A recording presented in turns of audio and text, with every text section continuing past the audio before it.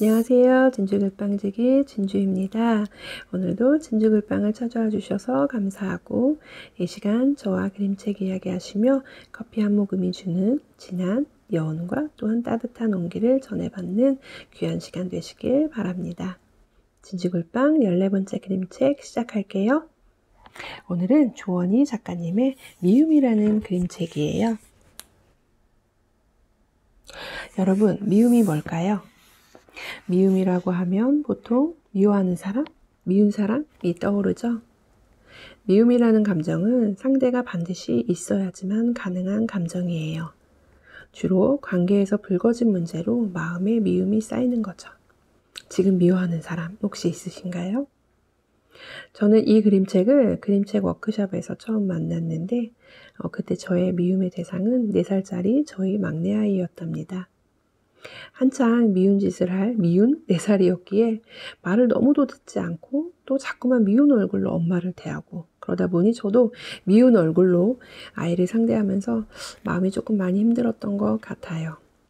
지금 생각해보면 말을 너무도 듣지 않고 또 천방지축 망나니처럼 날뛰고 전혀 통제가 되지 않으니 저를 힘들게 한다는 이유로 또한 엄마 말을 안 듣는다는 이유로 조금 미워하는 마음이 생겼던 것 같아요. 여러분, 내 아이라고 해서 밉지 않은 건 아니에요. 내 아이여도 미울 수 있어요. 다만 그 미움의 강도에 따라 그냥 지나가는 바람인지 아니면 미워서 내 아이에게 해를 가할 정도의 강도인지는 분명히 인지하고 그 강도가 수준 이상이라면 반드시 그 미움의 근원을 찾고 또 전문가의 도움을 받아 해결해야 하지만 아이와 엄마가 더 이상 상처를 받지 않아요. 어쩌면 아이는 당연히 그 나이대에 자연스러운 성장통을 하는 것뿐인데 받아들이는 엄마가 도통 받아낼 여력이 되지 않아서 서로 어긋나서 서로 마음속에 미움을 쌓게 되는 거일 수도 있어요. 서로에게 감정 쓰레기통이 되어버리는 거죠. 저는 그때 그냥 그 미운 4살이 스쳐 지나가는 바람 같은 미움이었던지라 지금은 오히려 생각해보면 조금 미안하기도 해요. 이렇게 미움이라는 건 지나고 나면 굉장히 진한 여운과 상처 또 흔적을 남깁니다. 그래서 미움이라는 감정이 나에게 찾아왔을 때는 반드시 살펴보셔야 해요. 아이에 대한 미움은 정말 스쳐가는 시기인지라 그 시기에 대해서 대비만 잘한다면 얼마든지 지혜롭게 잘 지나갈 수 있어요. 제가 아마도 세상에 태어나서 또 가장 미워한 사람은 남의 편이라고 흔히 말하는 남편이 아닌가 싶어요. 그 감정이 미움이었다는 거는 최근에서야 알게 되었답니다. 그저 남편에 대한 불만 아니면 불평, 실망감이라고 아니면 아쉬움 그 정도로만 생각했던 것 뿐이었는데 이상하게 남편의 어떤 행동이나 말 아니면 어떤 특정 장소 같은 데에서 제 감정이 자꾸 날이 서더라고요. 그래서 이상하다. 왜 자꾸 이 부분, 이 포인트에서 내 감정이 날이 서지? 라고 생각하면서 그 감정에 대한 의문이 생기기 시작했어요. 근데 그게 바로 미움이었던 거더라고요. 아마도 여러 가지 감정들이 쌓이고 쌓여 미움으로 덩어리가 져 버린 것 같아요. 그 미움이 분노가 되고 결국엔 원한이 된답니다. 그 원한을 품고 있는 사람은 그게 원한인지 잘 몰라요. 그냥 미운 건데 미운 강도가 내가 감당이 안 될 정도의 미움이기에 원한이 쌓이는 거예요. 보통 우리가 화가 쌓인다고 하죠. 그 화라는 것이 결국엔 그 사람에 대한 미움이 커진 거예요. 미움이 커지면서 원한이 되는 건 그 미움에 대한 그런 반응하게 되는 것들이 분명히 있어요. 그러니까 나도 모르게 어떤 부분에 대해서 자꾸 이상한 감정이 생기는 거예요. 나도 내가 왜 이러지? 라고 생각하는데 우리의 뇌는 부정적인 것을 엄청 잘 기억하기 때문에 그 부정적인 것을 막아내기 위해서 통제를 한다고 하더라고요. 그러니까 그 미움이라는 것이 부정적인 감정이기 때문에 이거를 자꾸 억제를 시키는 거예요. 그러다 보면 이게 미움이 밖으로 터져 버리지를 못하고 자꾸 안으로만 쌓이게 되는 거죠. 특히 엄마들이 많이 그렇죠. 엄마들이 이제 아빠와의 관계를 통해서 화가 쌓이게 되는 경우가 참 많은 것 같은데, 보통 아내가 남편에 대한 미움이 쌓이는 요인 중 큰 이유는 아내의 욕구를 수용해주지 않거나 가볍게 무시해버리는 말과 행동이 가장 크지 않은가 싶어요. 아내는 남편이 의뢰 알아서 내 마음을 긁어줬으면 하는데, 어디 이 세상 남편 중에 아내 마음을 먼저 알아서 긁어주는 사람이 몇이나 될까요? 특히나 또 남편은 가장 가까운 사람이고 내 가족이기에 알아서 해줬으면 하는 마음이 참 많은 것 같은데, 가족이나 남편에 대한 미움은 대화를 통해서 충분히 내 감정을 전달하고 내가 원하는 욕구를 이해받는 게 화를 더 이상 키우지 않는 현명한 지혜인 것 같아요. 하지만 결코 쉽지 않죠. 우리는 감정에 대해서 구체적으로 배우거나 익힌 것도 아니고 그저 감정에 대해서 당하기만 할 뿐인데, 또 거기에 또 가족에 대한 미움이라는 것은 더 어려운 이유가 내 감정을 알아서 캐치하고 받아줬으면 하는 마음이 우리는 상당히 강해요. 그렇기 때문에 가족이어서 더 힘들죠. 참 이상해요.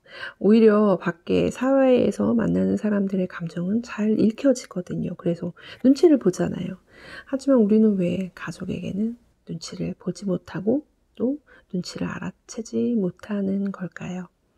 가족이기에 더 조심하고 배려하고 이해해야 하는데 우리는 오히려 거꾸로 된 것도 없지 않아 있는 것 같아요.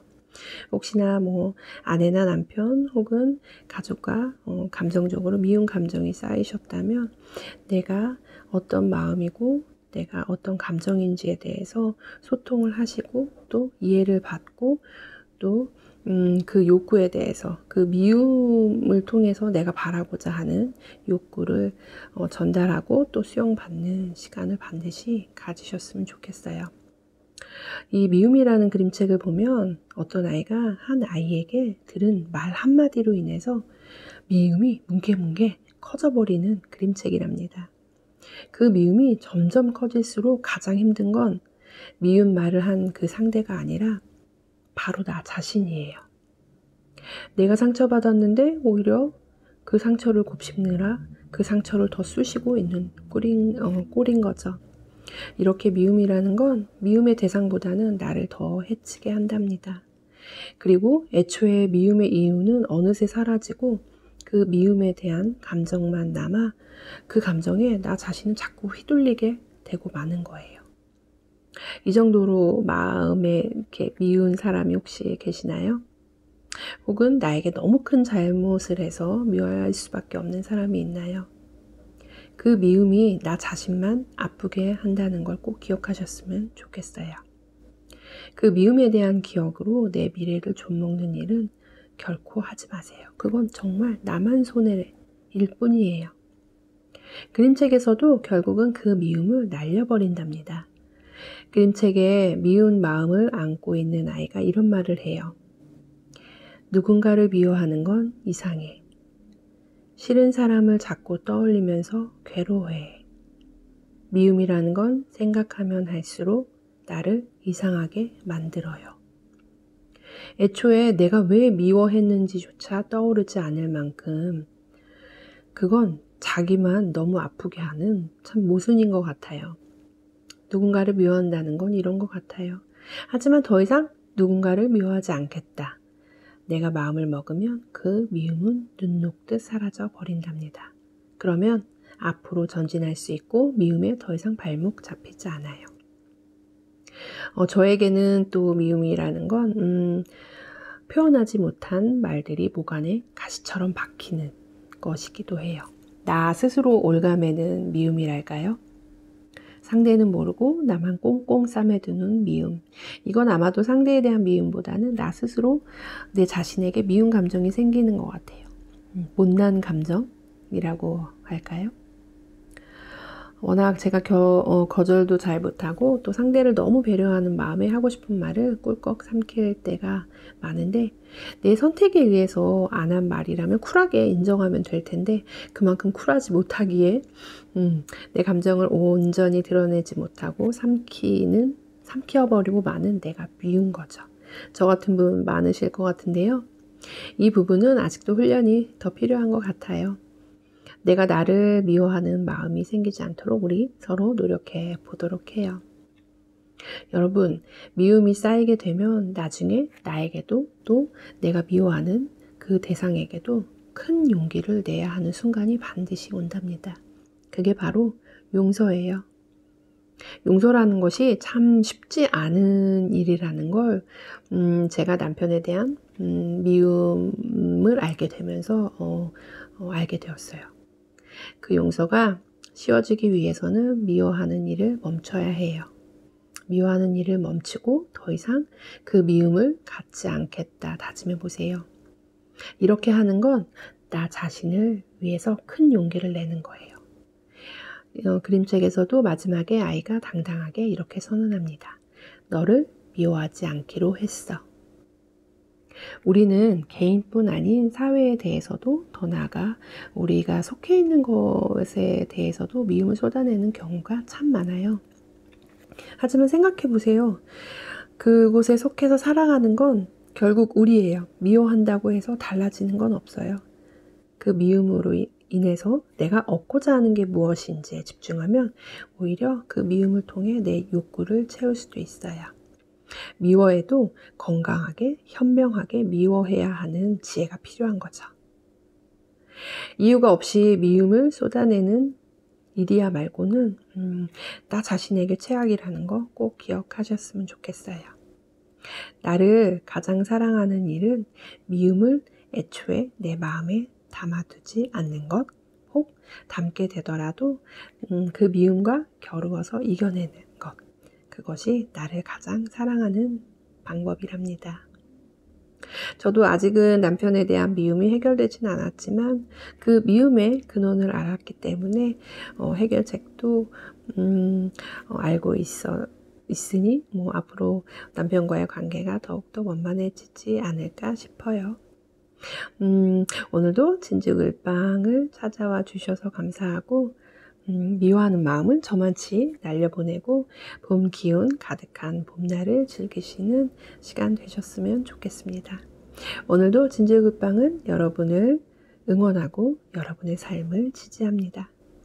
진즉을방을 통해 지속적으로 응원과 지지가 필요하신 분은 구독과 좋아요 아시죠?